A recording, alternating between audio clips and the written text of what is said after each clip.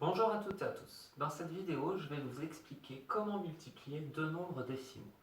Avant d'aller plus loin, un petit rappel tout de même, plusieurs même, un peu de vocabulaire. Je vous rappelle qu'un produit, c'est le résultat d'une multiplication et un facteur, c'est l'élément d'une multiplication.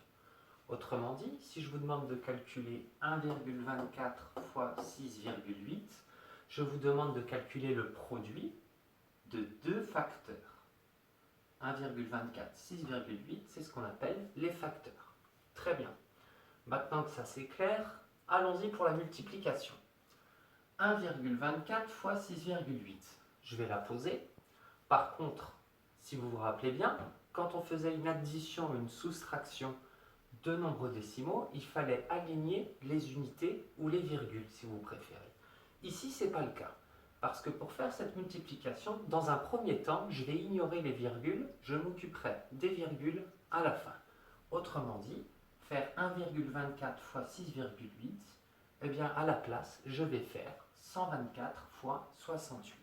Et ça, c'est quelque chose que vous avez déjà appris à faire. Allons-y. Je commence par le chiffre ici le plus à droite. 8 fois 4, 32. J'ai un 2 et j'ai un et j'ai un report de 3. 8 fois 2, 16, plus 3, 19. Et j'ai un report de 1. 8 fois 1, 8, plus 1, 9. J'en ai terminé avec le chiffre le plus à droite ici, 8. Je passe au chiffre d'après, 6, mais je me suis décalé d'un rang vers la gauche. Je pense donc bien à rajouter soit un point, soit un 0. C'est comme vous voulez, vous faites ce que vous voulez. Et on continue. 6 fois 4, 24. J'ai 4 et un report de 2. 6 fois 2, 12, plus mon report, 14. Et j'ai un report de 1. 6 fois 1, 6, plus 1, 7. J'ai terminé d'effectuer la première partie de ma multiplication. Il me reste à faire la somme des deux nombres que j'ai obtenus ici.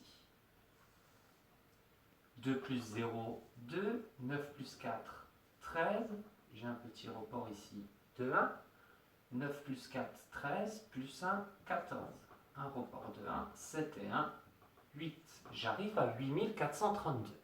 Mais je ne me suis pas encore occupé de la virgule, donc jusque-là, il n'y a rien de nouveau en théorie. Occupons-nous maintenant de la virgule. Je vais avoir une virgule à mon résultat. Pour savoir où la placer, je vais regarder combien il y a de chiffres après la virgule dans chacun des facteurs. Je vous rappelle, les facteurs ici, ce sont 1,24 et 6,8. Dans 1,24, j'ai deux chiffres après la virgule. Dans 6,8, j'ai un chiffre après la virgule. Et donc, sur les deux facteurs, ça me fait 1, 2, 3 chiffres après la virgule. Et donc, à mon résultat, je dois aussi avoir 3 chiffres après la virgule. Autrement dit, ma virgule, elle est entre le 8 et le 4. Et donc, 1,24 fois 6,8 va me donner 8,432. Très bien. Passons à la suivante. 7,5 fois 9. Même chose, je ne m'occupe pas de la virgule tout de suite. Et j'effectue la multiplication. 9 fois 5, 45. J'ai un report de 4. 9 fois 7, 63. Plus 4, 67. Et j'en ai terminé pour la première partie. Il me reste à placer la virgule. Alors 9, c'est un nombre entier. Je n'ai pas de chiffre après la virgule. Par contre, 7,5, j'ai un chiffre après la virgule. Il me faut donc un chiffre après la virgule à mon résultat. Et ça va donc me donner 67,5.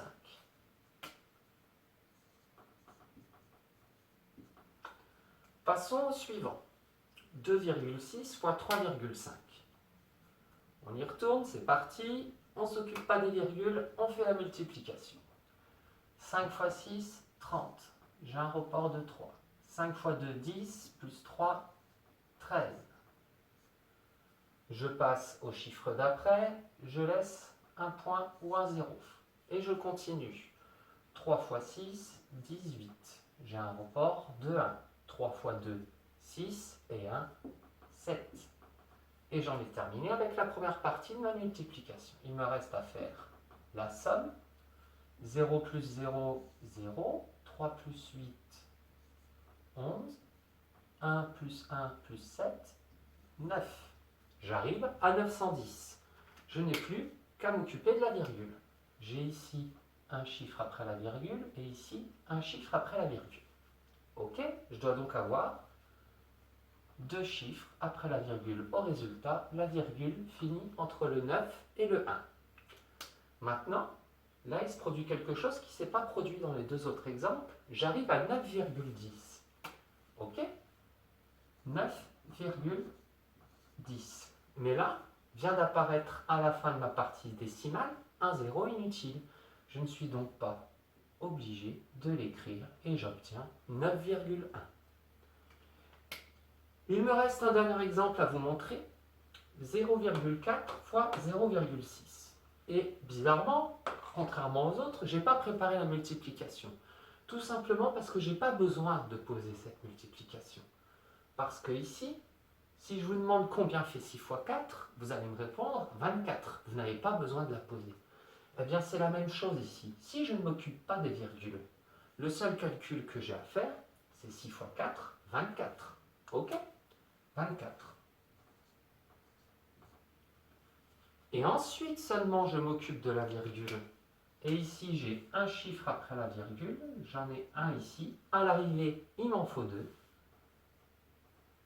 J'ai donc la virgule ici. Virgule 24, vous savez maintenant que ce n'est pas possible de l'écrire de cette manière-là. Il me faut une partie entière. Ici, la partie entière, c'est 0. Ça me donne donc 0,24. Voilà pour ces explications sur la multiplication de deux nombres décimaux.